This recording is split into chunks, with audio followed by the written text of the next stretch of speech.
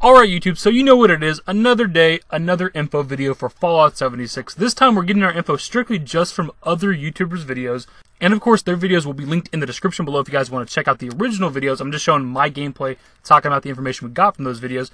And also, these are the people I got the information from first. There might have been other YouTubers you guys watch who put out videos first discussing some of this information, but again, these are the first people I got the information from.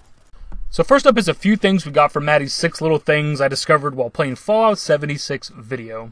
So I'm sure most of you guys have seen the first trailer for Fallout 76, and if you guys remember, there was a scene where there's like this ranger station tower like high above the trees. If you climb the towers in this game, you can actually survey the area, and it will update your map with some of the areas surrounding that specific tower. This is something that we've seen in the Assassin's Creed series, the Far Cry series, and probably some other games out there. I really like this. This is something I was not actually expecting for Fallout 76, but it kind of makes sense since it's going to be a pretty big map, at least for the Fallout series.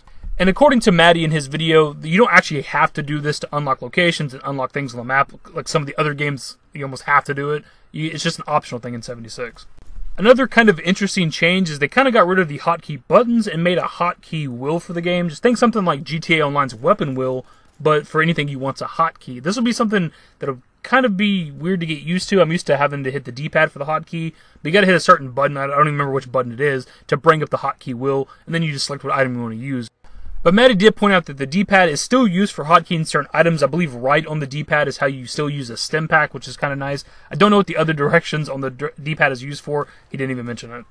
Another very interesting new thing for Fallout 76 is there's like a projection mode essentially for the PIP-BOY, where you kind of have the PIP-BOY like menu up to like the top, kind of the middle left of your screen, and it's not like your face is buried in your PIP-BOY anymore. You have the menu up, you can still see what's directly in front of your character, cycle through all of your inventory, your weapons, everything like that, but you can actually see what's in front of your character, so you can see if an enemy is coming at you, if another player is coming at you, or what is attacking you if something is. And as we know, this game is a multiplayer game, so it's always in real time. Going into your PIP-BOY no longer pauses time, so as Fudgemuppet mentioned in one of their videos, this is probably how I'm going to exclusively use the PIP-BOY in Fallout 76, that way I'm never, not aware of my surroundings. Speaking of Fudgemuppet, I did find one interesting bit of information from their 20 Juicy Details video. And I believe it was whenever they were able to actually do an interview with some of the Bethesda developers, they actually got confirmation on about how long the story is for Fallout 76. And according to Fudgemuppet's video, the story for Fallout 76 will be roughly about 40 hours, which is comparable to Fallout 4's story. Now, obviously, that time is up for debate. Some people can run through the story very, very quickly. Some people will probably only run through the story for Fallout 76 and then do all the side content. So I wouldn't say it's set in stone 40 hours. I'm sure you could beat that a lot faster, or maybe it'd take even longer to beat the story for Fallout 76, but that's still pretty good. We get, the idea that it's roughly 40 hours to complete the story for Fallout 76. I think that's a lot longer than a lot of us were expecting. And yeah, I'm sure it won't be like the most in-depth story we've had for the Fallout series, but still, that's a pretty lengthy story considering it's a multiplayer game. And our last bit of info actually comes from Juicehead's video, which was actually a compilation of other people's videos, so you can go to his video if you want the source links. So first up in his video, he mentions that we're not actually able to explore the other vaults in Fallout 76, which I find kind of odd, but when you think about it, it really makes sense. This is a very early setting for the Fallout series, and we're one of the first vaults ever to open, so when you think about it, it actually makes sense why we're not able to explore other vaults. But on the same hand, I find it very frustrating if there are going to be vaults in this game that we cannot access. Next up, we learned that you're actually able to walk at full speed whenever you are over-encumbered in Fallout 76. It just slowly tears away at your AP, and you still can't fast travel or sprint. This is absolutely a welcome change to the series, and I hope we see this with future iterations of Fallout. Next one, kind of small, but I guess it's like a good quality of life thing for the Fallout series. Quest items in your inventory actually are highlighted with like a little star or something next to them. I guess this is good in case you don't know which items are quest items. I don't know. I feel like they should finally let me take quest items out of my damn inventory, because that shit gets annoying. The last two are pretty big information. First up, we actually learned that there can be more than 24 people per server. If you're trying to join your friend's game and the server's at max 24, you can still join their party. We can have more than 24 players per server. This is pretty big information. And theoretically, since we can have a squad of 4 players, you can have 24 people in there who invite 3 of their friends.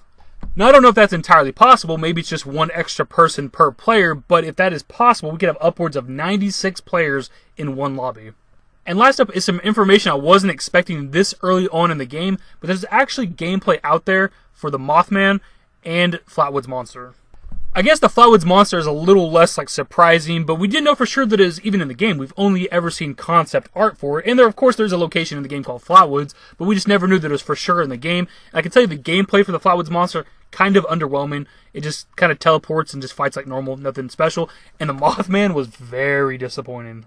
It looked a lot different than I was expecting. It kind of looks like the artist's rendering of Mothman. It doesn't look like the actual statue, at least in the fight that we've seen. And it didn't do anything special. And I don't understand why people are already fighting it in their gameplay. Like, I don't know. I guess they never said it was mid to late game content, but I assumed the Mothman was going to be something more special. But it seems like it could almost be a random encounter, because I don't know how somebody is already fighting it.